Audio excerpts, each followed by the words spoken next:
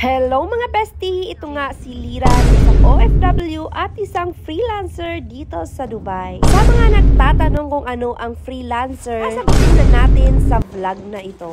Pero bago yan mga bestie, samahan niyo na kami gumawa ng lash and nails dito sa isa na namang client natin. Repeated client nga ito mga bestie, kaya ang gawa ko lang today ay eyelash refill. At madalas nga sa isang kliyente mga bestie, syempre kasama ko dito ang aking partner na isang master technician. Charis! Matagal na nga niya itong kliyente mga bestie, kaya kabisado niya na ang gagawin dito. Karamihan nakukuha ko ang kliyente mga bestie dahil sa recommendation. Tulad nitong isang client namin ngayon mga bestie, nirecommend niya ako sa kanyang pinsan at sa isa niyang kapatid.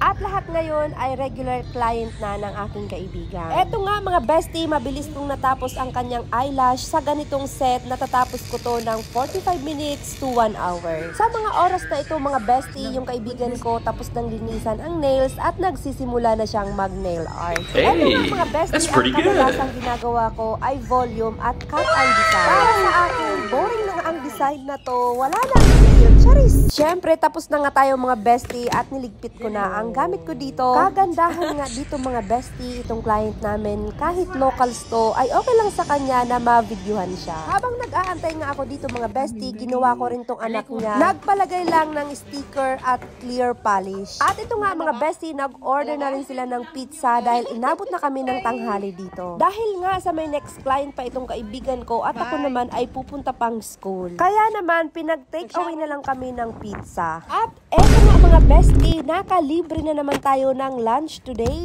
Habang pauwi nga kami mga bestie para magbihis, dito na rin namin kinain itong pizza. Masarap talaga ang food pag libre mga bestie. Charis! Eto na nga mga bestie, ang freelancer ay yung magtatrabaho ka ng sarili mo nang wala kang boss. So, sa madaling salita ay hawak mo ang oras mo. At ang masaya dun mga bestie, wala kang boss na intrimitida.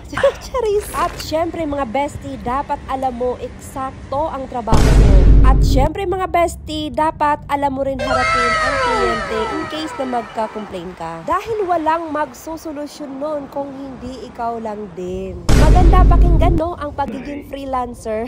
Pero hindi ganun kadali. Charis! Pero mas maganda pa rin kesa sa nangangamuhan ka. At eto na nga mga bestie, nagtatatakbo na ako dito kasi medyo late na tayo sa next errands natin. Hali nga tayong Alcail mga bestie at ito naman ay dito sa Vera. Pagdating ko nga dito, itong dati kong katrabaho ay tuwang-tuwa.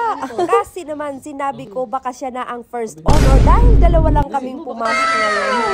Hanggang umabot na tayo sa nagsukatan na ng eyebrows. At hindi ngayon ang pinunta natin dito mga bestie. First day of training nga itong mga bestie. At dalawa lang kaming pumasok kaya hindi na namin tinagalan to. So ayun lang mga besties. See you in the next vlog.